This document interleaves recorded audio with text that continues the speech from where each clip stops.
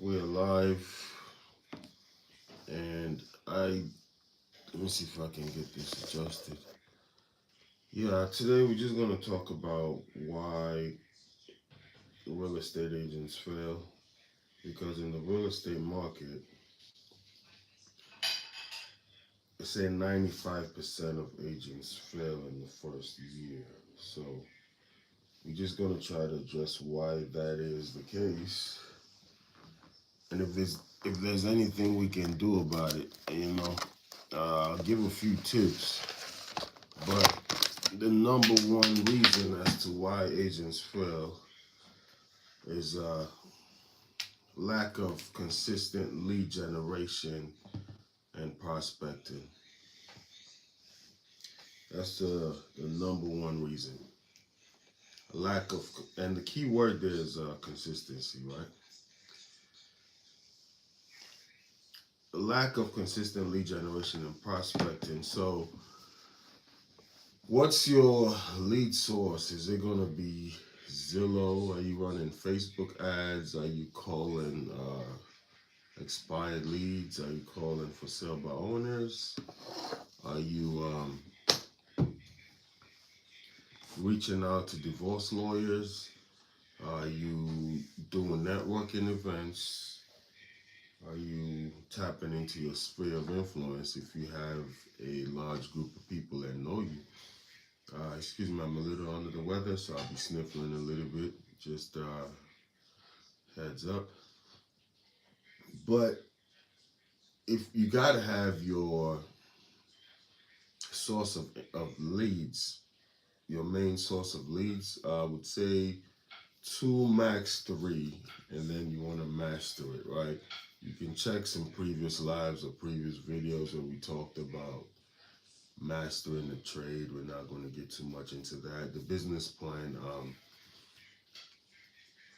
live, we talked about mastering a skill set, right?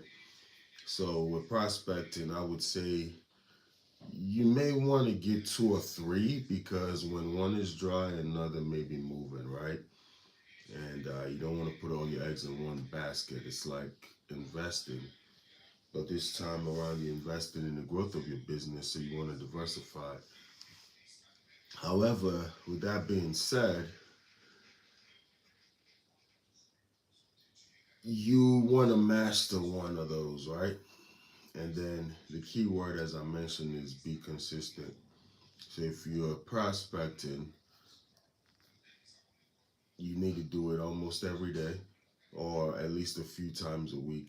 Just things of that nature. Be consistent. So consistency is the key when it comes to lead generation. Um, have a schedule and then make sure you stick with that schedule. So that's the number one reason why agents fail, because the stats say 95% of agents fail within the first 5 years of joining the business. And it's just lack of consistency and lead generation, because a business without leads is going to die. So if you're going to be a real estate agent, you need to find a way to consistently generate leads for you. If you have money, you can run ads, but we'll even get to the follow-up side.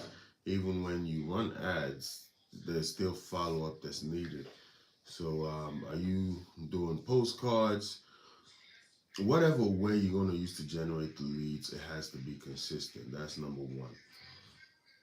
Second reason why most agents fail is they treat real estate like a hobby instead of a business. So think about it, right? If you want to go shop at, we'll use a Home Depot or Walmart. Some of them are 24 hours. Some Walmarts, at least I know Home Depot's closed at a certain time, but all of them open at a certain time every day, and they close at a certain time. But when it comes to your real estate business, you wake up today, you're not in the mood, you don't do anything.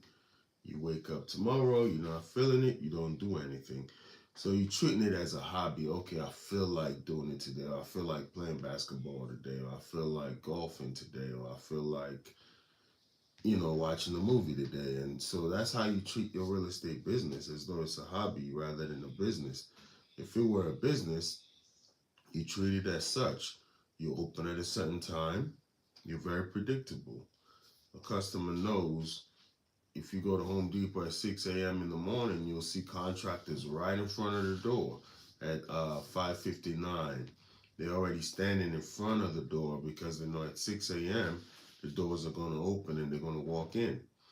That's a business. So that's exactly how you need to treat your real estate career. It's like a business. Another thing businesses do that you may want to copy or glean is we are now at the end of the year, right? Going into 2026. And we just went over the business plan maybe last week or so. So another thing that businesses do, they forecast, right? So businesses do a forecast in where they say next year in 2026 we're going to sell X amount of dollars, or we're planning on this growth or that growth. So with your real estate career, you need to do the same. You need to have a plan for the upcoming year, business plan. You need to have goals that you set, quarterly goals, weekly goals, monthly goals, 6-month goals, which is a half, and then annual goals. As far as in transactions, just engagements, just sales. So you just need to treat it as a business. Have a daily goal for your business, an annual goal, right? And we can elaborate more on that, but I wanted to get to this next point is no daily schedule or structured routine. So people leave the 9 to 5 grind and they jump into the real estate industry because they're tired of waking up and going to work at a certain time. But there's a reason why that business functions and is able to hire you. There's a structure there.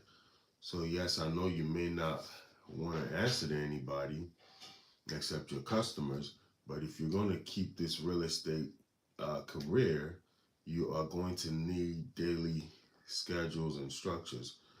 You can't beat that. You can't bypass that. Yes, customers do reach out. I had a customer that reached out to me yesterday and wanted to go see a house instantly. That's not what I had in mind. So I told her, hey, I'm available on Wednesday. Are you free then? You have, yes, there are emergencies where you cater to the customer, right? But most of the time, we just let customers come and hijack our days and you just go how the wind blows. In order to be successful, you need a daily structure. So even if you are going to meet with customers, maybe you schedule it after 12 p.m. You say every day after 12 I'll be open to meet with clients or meet with customers. So most agents fail because they have no daily schedule, no structured routine. You gotta have a structured routine. Every day, for instance, when I wake up, I know what I need to do for my business. And yes, there are days you got an inspection, you may be sick, you may be tired. Give yourself some grace. Nobody's a machine, nobody's a robot. Sometimes, even when that's why corporate jobs give you PTO, personal time off. Some jobs even give mental health days. So give yourself that. If you feel as though you've been working hard and you deserve a day off, take a day off. Recharge your battery, right? Give yourself PTO. But at the end of the day, you need to have that daily structure so when you do come back to work, you know exactly what you're going to be doing, where you're going to pick up things from. So most agents fail because they lack structure, they don't have a scheduled routine. Another reason why agents fail is failure to track KPIs. So KPIs, if you go back to the last live we did when we talked about the business plan for 2026, we talked about creating KPIs. KPIs are key performance indicators. These are things that are going to tell you how you're doing. So, for instance, if you have a corporation like, stick with the Walmart and Home Depot, you can actually go and see their forecast and their earnings report, right? That's why you see stocks go up or crash. Tesla, you see it all the time. Amazon, these companies' sales fell below their forecasted earnings. So when their sales drop below what they projected, the stocks go down. When the sales supersede what was projected, the stocks go up. So you need your daily KPIs. And on a micro level, if you go to these companies, they would have a daily plan as far as in leads, sales, online transactions. You would have things such as pro transactions, measures. How many measures, for instance, how many windows did you measure? If you measure a window, most likely you're going to sell a window to that company. If you measured a carpet in somebody's house, most likely they'll hire you to install that carpet. How many kitchens did you measure? We're talking about Home Depot, for instance. If you measure 10 kitchens, one or two of them is going to hire you to install their kitchen. So those are KPIs that they track daily, weekly, monthly, and it would kind of indicate how that store or company is going to do. What are your KPIs as a real estate agent? You need to have KPIs such as calls. How many calls did I make? How many appointments did I set? How many contracts did I, how many houses did I put under contract? And that in turn will translate into how many closings you have. So the reason why most agents fail is they don't have any consistent KPIs or failure to track them. Sometimes you do have your KPIs, but guess what? As the year progresses, as things go left, right, they stop tracking their KPIs. So another reason why agents fail is poor follow-up with leads and past clients, right? And this is something I had to learn myself when I first got in the game. You just lose so many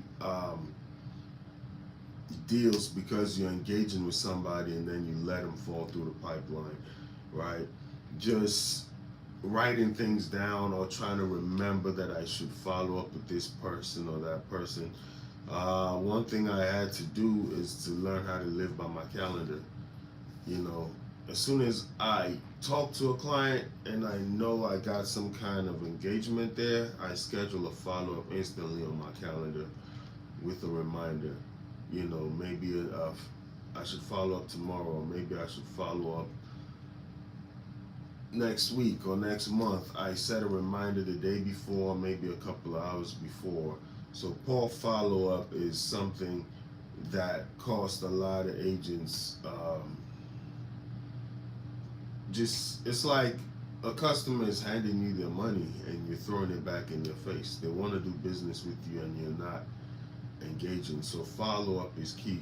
And honestly speaking, the don't know where they got these stats from, but on average, I was told that deals or listing appointments get signed with the 7th or maybe sometimes even the 25th time you contact that person. It's very rare that you call a client today and you set a listing appointment today. Doesn't happen like that. Most of the time when you call a client, you have to let it be, re-engage, maybe send a text message, send an email, do a postcard, send them a video, whatever it may be, but it's after multiple contacts with that client that it actually translates into a listing appointment or sale. So just poor follow up with leads, and then past clients, right? I have done 2 deals with one client, I remember, and I have done maybe 5 deals with another client. So what if I had just done that one transaction and threw up the deuces and I'm out, I'm gone, goodbye. You know, when you think about 5 deals with one client, each deal averaging at least $7,000, you can just see how many transaction has happened just from that one client. And then another client, he reached out to me earlier this year and we closed a deal. But after we had closed it, his initial deal, I sent a couple follow-up, letters, maybe a Christmas. This is the Christmas season. All my past clients are going to get a little gift card and just a Merry Christmas card with, maybe something you can say Starbucks. You don't want to spend a lot if you're talking about a lot of clients, but just something to get them a cup of coffee, Starbucks, Dunkin' Donuts, whatever it may be. So are you engaging with your past clients? Sometimes your past clients call you and they refer somebody to you. So you just want to be top of mind when people think about doing their next transaction. It may not be instantly. They may never move out of that house, but they can have kids. I know an agent who sold a family a home a long time ago. Now the kids graduated college. He's their primary agent because those kids asked their parents about buying a home and he was referred. So when you think about lifelong business, right? You think about, okay, I moved in this neighborhood and people do housewarming. Who sold your house for you? That has happened to me. I did a decent job with a client and the friend, just competitive nature, the friend wants to buy a house and then I got referred. I don't know if it's competitive or whatever it may be, but they referred me and now, working with that person. So past clients and poor follow-up, I think a lot of agents lose business. As far as the past clients, I think I've been pretty good with that. Where I used to struggle was the follow-ups because I always used to just want to trust my memory as in, oh, I'll call this person on this day, or maybe I'll write it down. Then the date that I was supposed to follow up passes by, then I see the sheet of paper like, oh, I was supposed to call this person, but now they've already hired somebody else. So now live and die by my calendar. As soon as I speak with a client that I feel as though we have some kind of engagement, some kind of, and here's the deal, when you're doing real estate, it's a sales business, but sales is not, you're not a snake oil salesman or a used car salesman trying to sell something to somebody who doesn't want your service. That's not what it's about. I don't even want to deal with you if you don't want my service. I want somebody who wants to sell their house or buy their house, and they just need to trust you to be that agent. That's what sales is about. It's about finding somebody that needs a service or a product, but then they need to trust you to say, okay, you are going to sell my house. You'll represent me in buying this property. So all I want to do is build trust. I'm not trying to convince somebody to buy a house or sell a house. Whenever they ask me, is it a good time? Honestly, it can always be a good time. The market always goes up and it does drop. There are crashes, but if you look at what houses used to sell for 40 years ago to where they are now, eventually the market is going to go back up. So my goal is not to convince somebody like, hey, and do you have a crystal ball? How can you tell when the interest rates are going to drop? I don't know how people come up with these things, Obviously, you can see trends. I'm in the market every day. I can tell you this year was a lot slower than last year. So I can tell you that, like, hey, if you're a buyer, you may want to buy this year because you got the upper hand. Last year, the sellers had the upper hand. And an offer that was below asking price would not fly last year.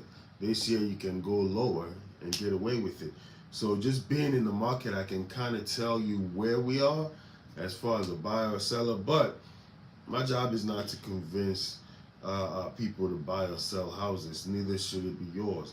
So I would say find somebody who wants to to buy or sell a house, and then you build trust. That's all you should do, right? So inconsistent marketing or relying on only one lead source. I mentioned that earlier. As far as the lead source, um, when you put all your eggs in one basket, that can come back to bite you, right? When you just, okay, I'm only going to do Zillow leads. Oh, I'm only going to do Redfin leads. I'm only going to do cold calling. I'm only going to make videos online and let social media get me my transactions.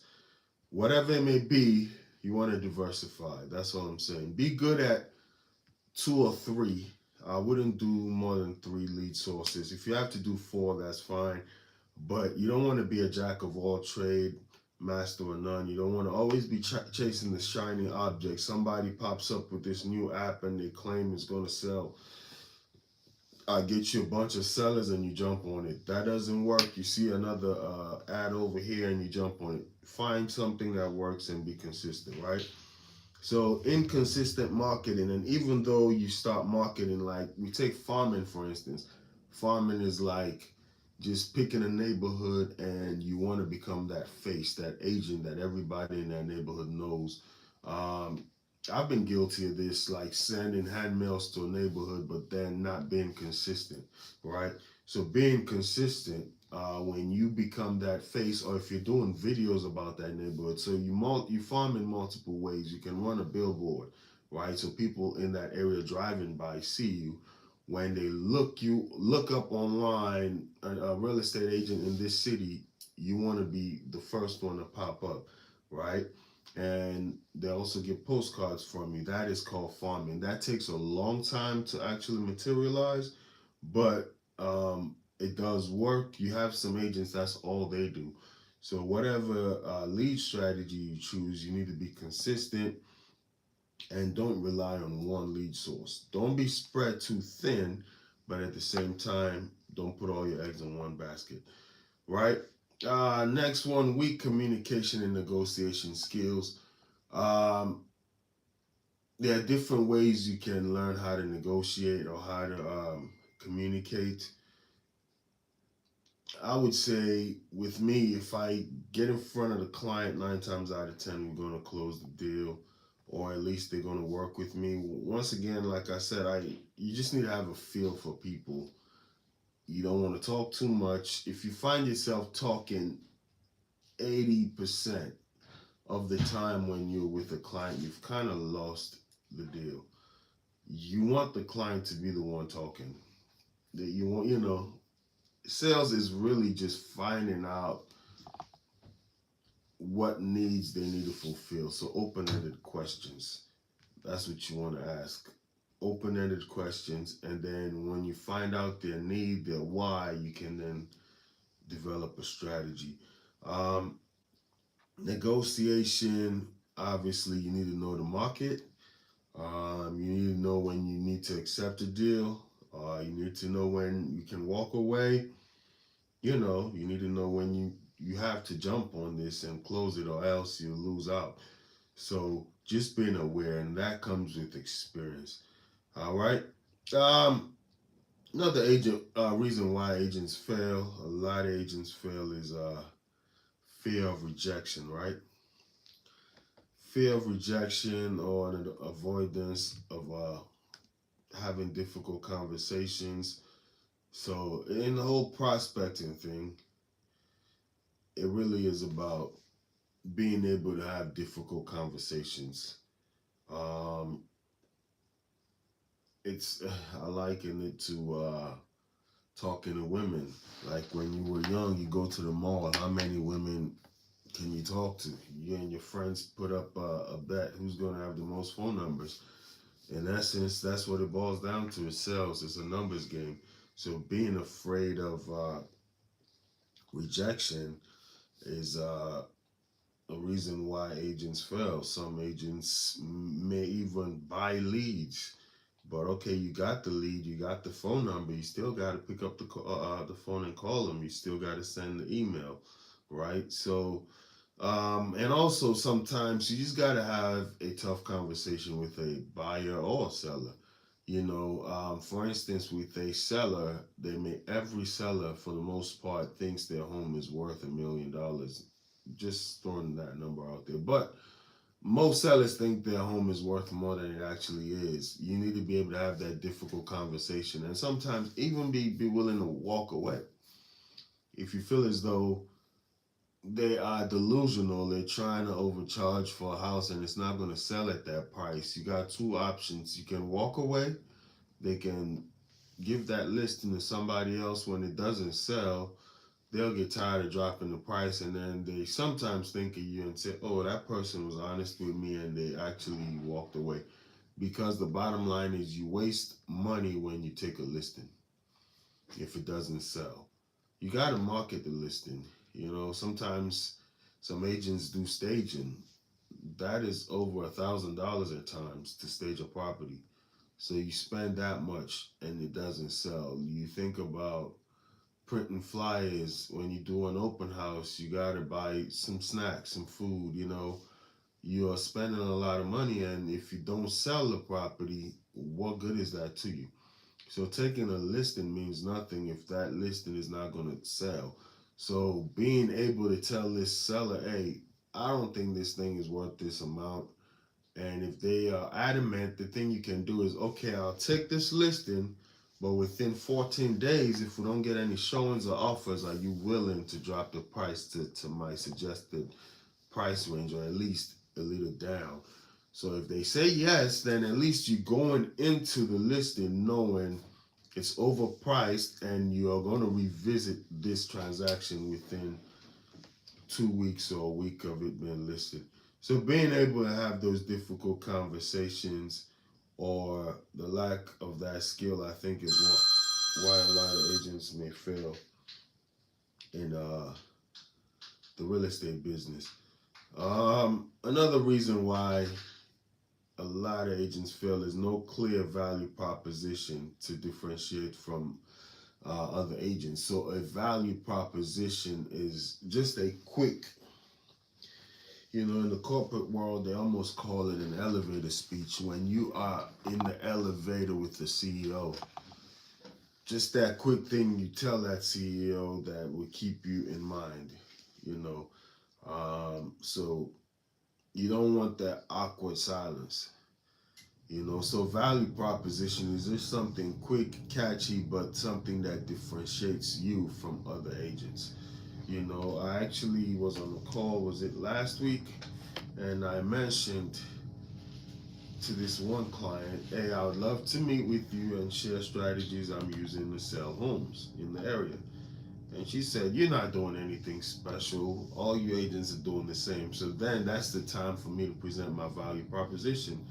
Actually, this and this and that is what I do. And she said, oh, so how much do you charge for that? Or who's going to pay for that? So that opened the conversation. But if I didn't have that value proposition and she just said, you're not doing anything different from other agents, and then I'm stuck, hey, that's the end of that. But being that I was able to present my value proposition and open the door as to a follow-up conversation being scheduled, right? So you got to have a value proposition. If it comes down to a buyer's agent, for instance, if you're a buyer's agent do a lot of work.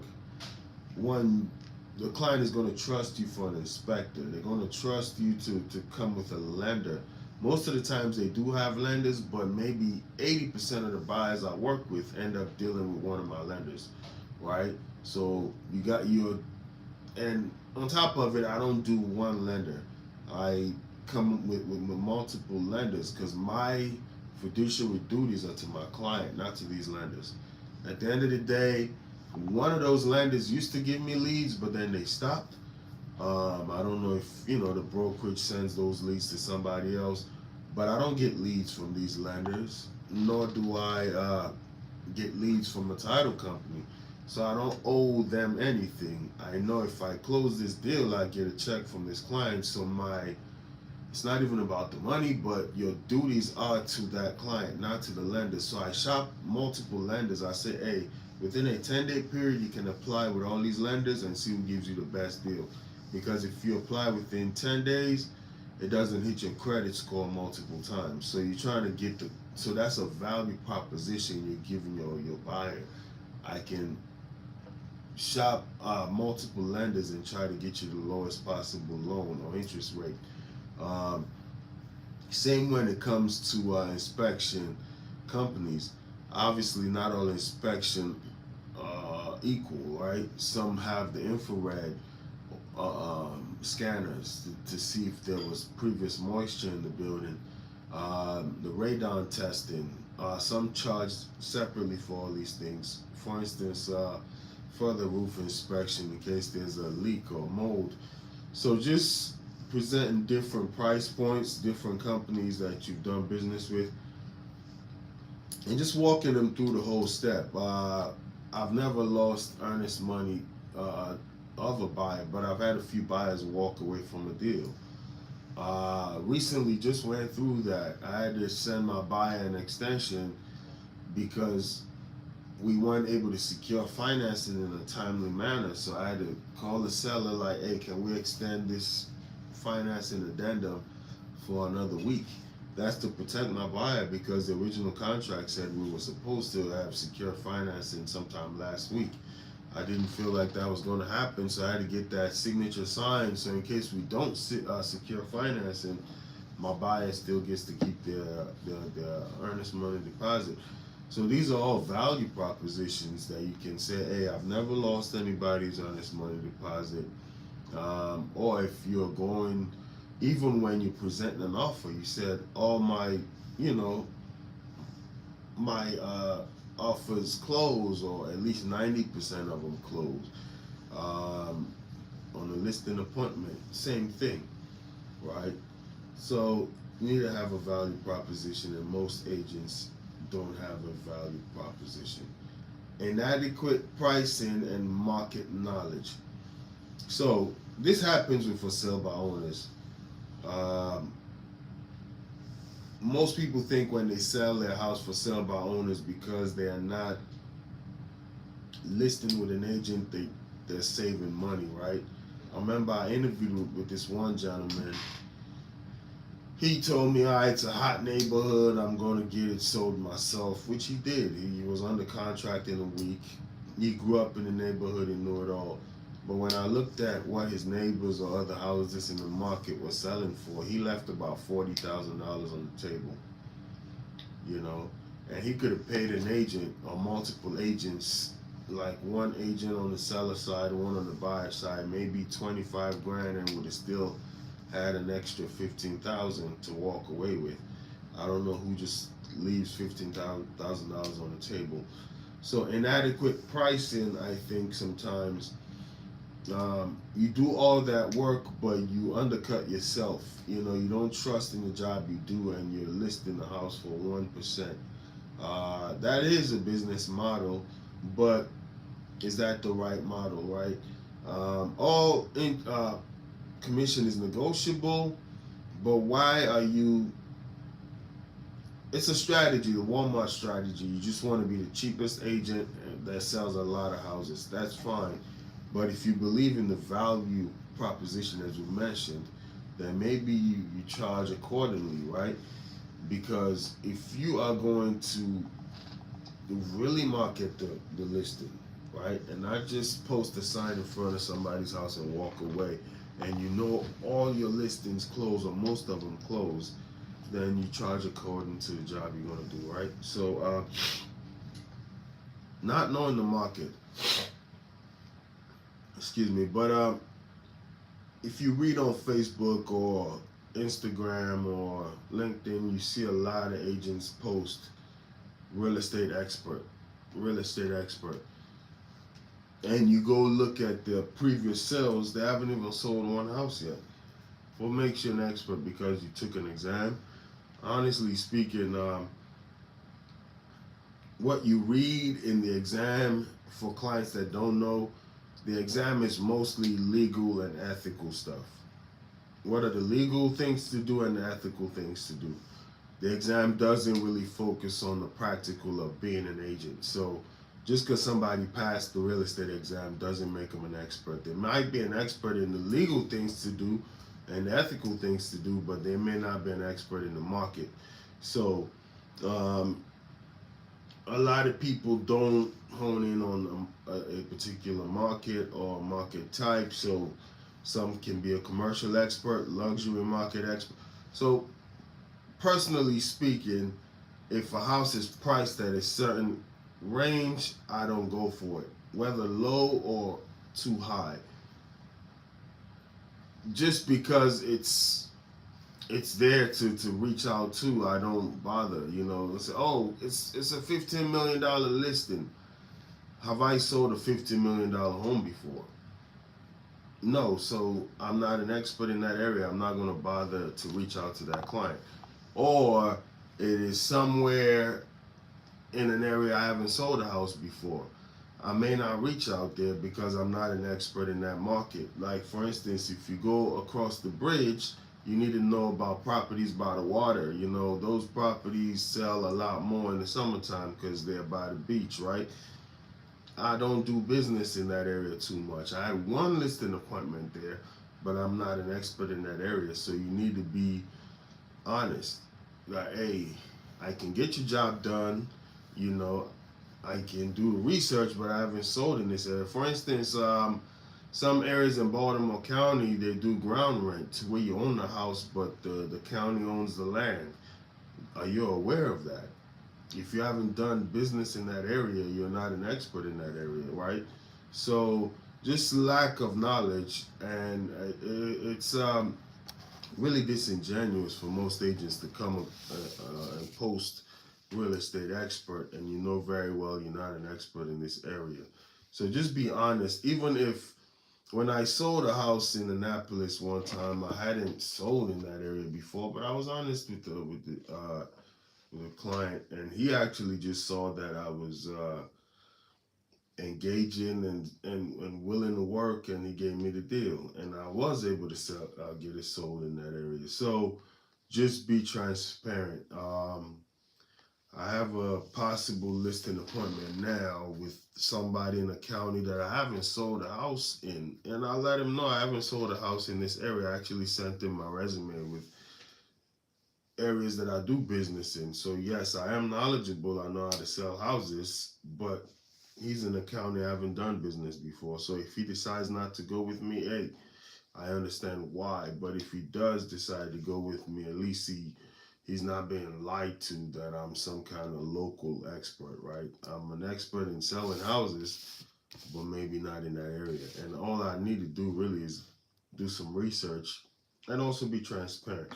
So lack of expertise really is inadequate knowledge, market knowledge is another reason why agents fail. One more we're going to talk about: overestimating income and underestimating expenses. That's a key one. So as I mentioned in the last live we did that talked about business planning, I mentioned when the Soviet Union were able to build their first bomber, right? That went intercontinental bomber that went across the Atlantic or Pacific Ocean. They literally just reverse engineered the American B-2 bomber, right? I think the United States actually gifted them that because they were all fighting against the Germans. So reverse engineering is literally the Soviet Union just brought a bunch of engineers to like take this plane apart piece by piece and then reassembled it. And then they wrote every part down, and maybe a year or 6 months later, America saw the Soviet Union flying in an identical plane to theirs. So in overestimating your income, what people fail to do, like we're going into the start of 2026, what you need to do is, I want to make 180,000. So now you have that finished product of a number. Now you need to reverse engineer how many deals do I need to do to get to 180,000, right? How many calls do I need to make? How many ads do I need to run? And you underestimate your expenses sometimes. So now you need to be realistic with all your expenses, from gas expenses to car repairs to open house expenses to printing and advertising expenses. So all your fees, you got your annual fees with the MLS, whatever your membership may be, your membership fees, your membership dues, annual membership dues. So you just need to see what those expenses are, and if that's going to bring you under 180 grand, maybe you need to adjust your living standards. You need to be realistic with the amount of sales you can do, or you need to work harder, right? So you need to reverse engineer those numbers. Okay, 180,000 means maybe 18 sales or 10 sales, depending on your commission. And then, in order to get 18 sales, how many houses do I need to put on the contract? Maybe I need to put 24 houses under contract. And not all of them are going to sell, right? Some are going to fall through.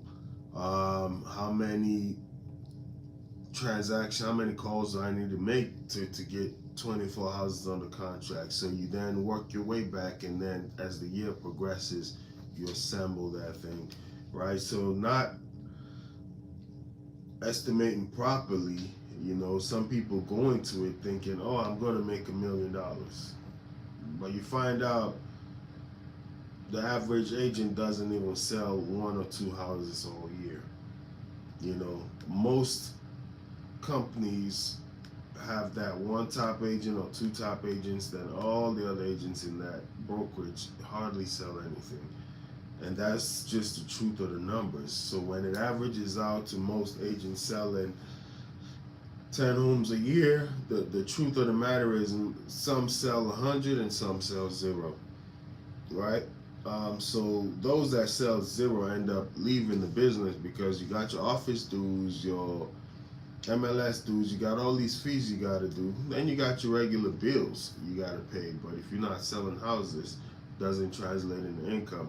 So people underestimate their expenses and they overestimate their income. They're not realistic to themselves. And that's why most agents fail. Another reason why agents fail is poor financial management and cash flow planning. So when I took my brokers class, we talked about commercial listings. That was part of the class that we took, being a commercial agent. And that's another thing. If I haven't sold a commercial property, I'm not a commercial agent, talking about expertise. So if I have a client trying to buy a commercial property, I need to be straight up with them, like, hey, this would be my first commercial deal. But anyway, talking about poor financial management, this commercial agent that was lecturing that class mentioned they probably sell a lot fewer houses than the residential agents. But you gotta understand that one commercial deal can net you maybe 180,000. But you may only do one a year, or you may only do one every 6 months. One commercial deal can net you maybe 40 grand. So whenever you do close that deal, some agents don't plan accordingly. They go partying with all that money, or they go buy an extravagant car, and they don't keep in the mind the cash flow. That transaction now has to sustain their business until the next deal closes. So same is true with the residential market. If you do one house every 2 months or 3 months, you need to keep that in mind for your advertising expenses, your fees, your dues.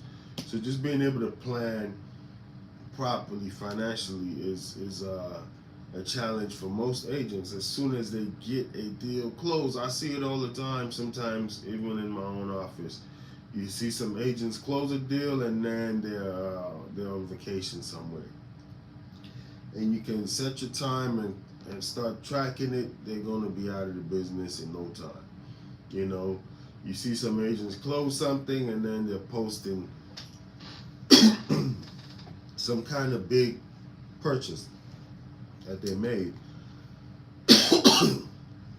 And once again, you can just set your tracker and you can tell, oh yeah, this person will be out of the business in no time, because they're going to spend as though they'll get that deal every single month. If you do make that money every single month, then okay, you can live a certain way. But just poor financial management, cash flow, they don't plan things accordingly. That's self-explanatory, really. But a lot of agents fail because of that. One other reason why most agents fail is not investing in training, coaching, or skill development. So, coaching is something that can be very pricey, and I would tell agents to be very careful when doing that. But is it worth it? Yes, if you run into the proper coaching curriculum or the proper coach. Because some of these coaches, it's not so much what they tell you, but it's the structure that they've created, the accountability teams. You know, when you join some of these coaching groups, they give you an accountability partner that you can talk to, engage with, and they can tell you what they're doing. Sometimes here's some things that accountability partners do. You write the other agent a check, like you can write them a check for $100, and or maybe $20, whatever it may be. You know, if you are hard on yourself, you do $100 check, and if you don't make X amount of calls or you don't do what you're supposed to do, the other agent is going to cash that check.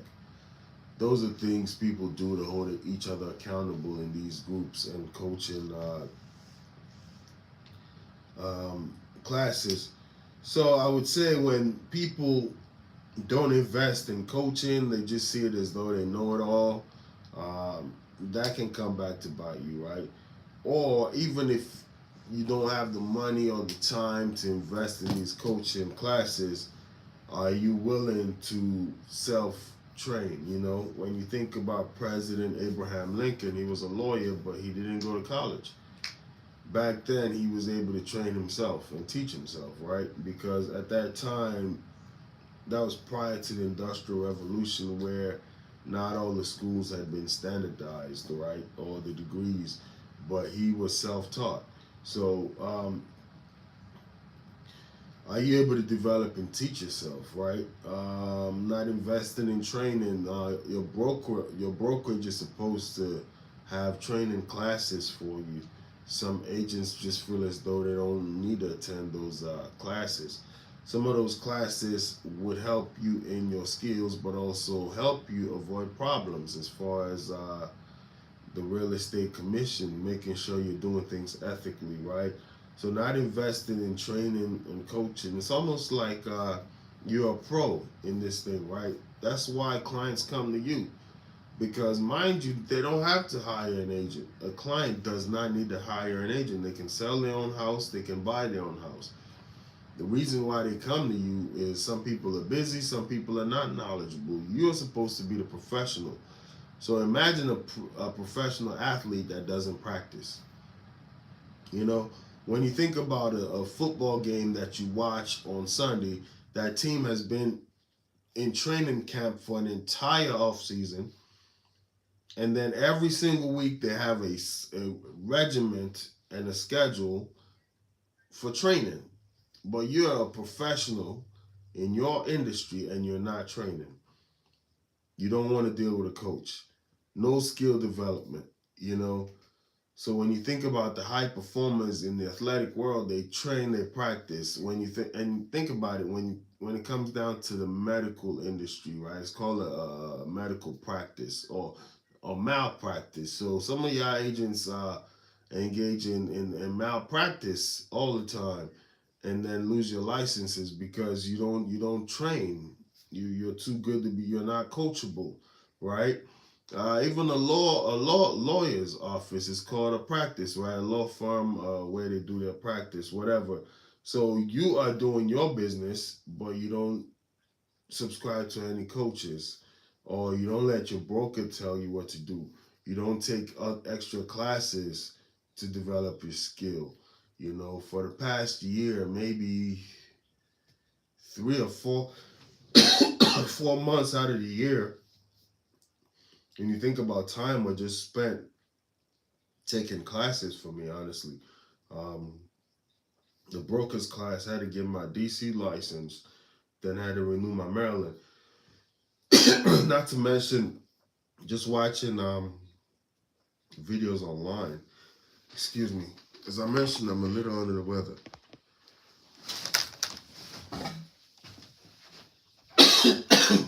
Man.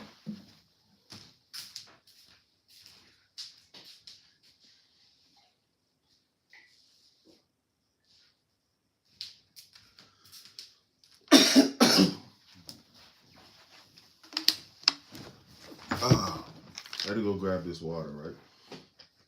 Anyway, just coaching, or at least taking classes, develop your skills. You are a professional, treated as such. So if you look at the NBA, they got, whenever they got games, they do practices all the time. The NFL, they start, maybe you play a game on Sunday, you get a couple of days off.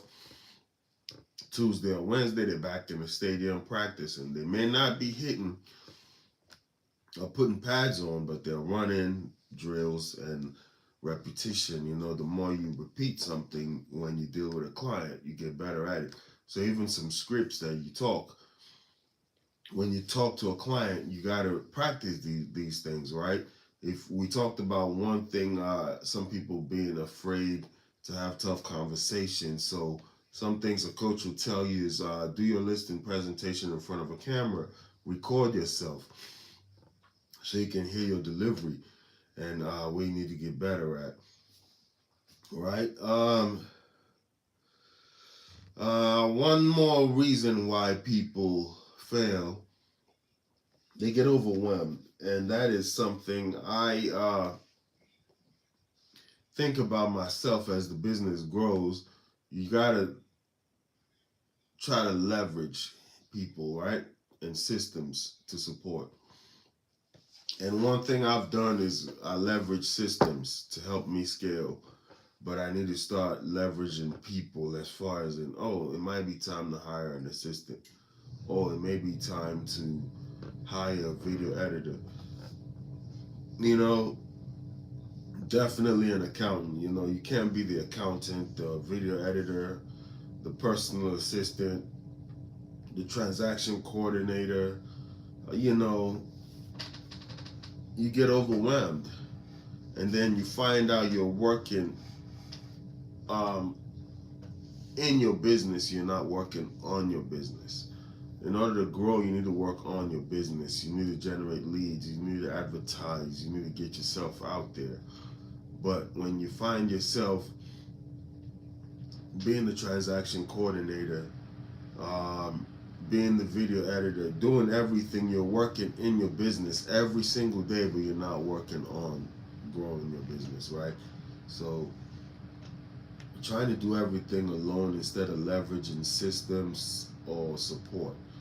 That is one thing that people do that causes agents to fail. One more we're going to touch on. I mentioned we're going to talk about how to use AI to grow your business. Maybe we'll do that in another um, training video. But lack of accountability or mentorship. As I mentioned, accountability partners. Some agents write a check and give it to another agent.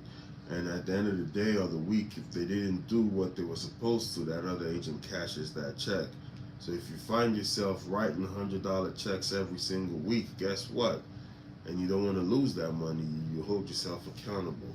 Or if you find yourself buying another agent lunch every single day because you didn't do what you were supposed to, you hold yourself accountable. You wake up and you do what you were supposed to do. Mentorship. You know, once again, as I mentioned during the video about a business plan, I talked about the surname, the last names. Most British last names came about when they, based on their trade. You know, when you think about a butler, you hear the butler last name, you think about a smith, you know, you think about a goldsmith or a blacksmith, you think about a butcher. So most of those surnames came based on what they did. Wicks, that's what they created. They created the wicks, which is like the it's a piece of cloth that used to go through a lamp. And you think about just different surnames. Most of them came based on the profession.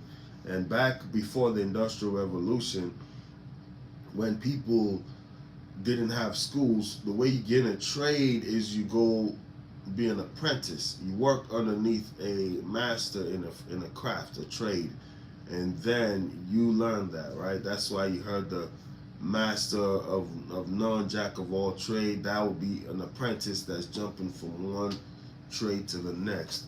So in this real estate industry, sometimes it's good to find a mentor, you know. So if you don't have an accountability partner, you can at least find an agent that is successful, and you be an apprentice, you know. Actually, that is the business model for some brokerages. When you first come on board as a new agent, they partner you with a trained, an experienced agent for your first 5 transactions, you know. And even though you're done, they can still be your mentor, right? So in the corporate world, in so many different ways, people can find mentors. And you know, sometimes you just have a dinner with them, sometimes you buy them lunch, sometimes you just schedule a call every quarterly, and you know, they just go through your numbers with you, see where you are, what you're doing wrong. And sometimes you just need another set of eyes on your business, and they can give you suggestions on how to grow. So lack of accountability or mentorship is why a lot of agents fail. Another reason why agents fail is giving up too quickly during slowdown markets or setbacks. So for instance, this previous year was slower than the year before. I still ended up getting. I had some months where I sold multiple houses, and some months when I didn't sell anything. What if I would have thrown my the towel and given up my license? It's up and downs, right? Ebbs and flows. But even in a slow market, I had a decent amount of transactions. So also, giving up too quickly can also relate to your lead generation. You know, when you roll out a lead generating strategy, you need to give it some time, maybe 6 months, maybe a year. I wouldn't say a year, that's too long, but at least 3 to 6 months to kind of get some data to see if this thing is effective. You don't just start running ads and after a month you say, oh, I didn't get any sales, you stop. You jump on something else. You do 1 month, you stop. The next thing you know, you're chasing the shiny object and you're not actually attaining any knowledge or real data. So what I would say, whatever lead source or strategy you choose, give it at least 6 months to see if it's going to work. 3 to 6 months, you should be able to tell this is materializing or not. So don't give up too quickly during slowdowns or setbacks. You may do everything right. Hard work doesn't necessarily translate into success, right? Some people work hard and get nothing. You know, not to get biblical on y'all, but there is time and chance, is what the Bible says in Proverbs, right? You know, the race is not for the swift, neither the battle for the strong, but time and chance is also a thing. Being in the perfect place at the perfect time, you know, can translate into something. You see some champions of industries, they just came about when that industry was growing. How could when you think about those that were the champions of the railway, how can they be a champion of that now? I think it would have been better for them to grow when the railway was being built all across the nation, right? It's sort of like Bill Gates and the internet came just in the perfect time when the internet was there. Would he have been a champion in another industry? Yes, but the timing for that particular industry just had to align, right? So time and chance matters. Um, and another reason why agents fail is not adapting to the shift in markets, technologies, or consumer behavior. And we're going to wrap it up right there because that would lead us into our next topic or our next live. Not adapting to market behaviors, shifts, technologies, and we wanted to touch on the AI thing, right? So we'll wrap it up right there, and this would just be a nice segue into the next live when we talk about how you can adapt or die. Use AI to grow your business, right? All right. Well, thanks for watching. You have a good day.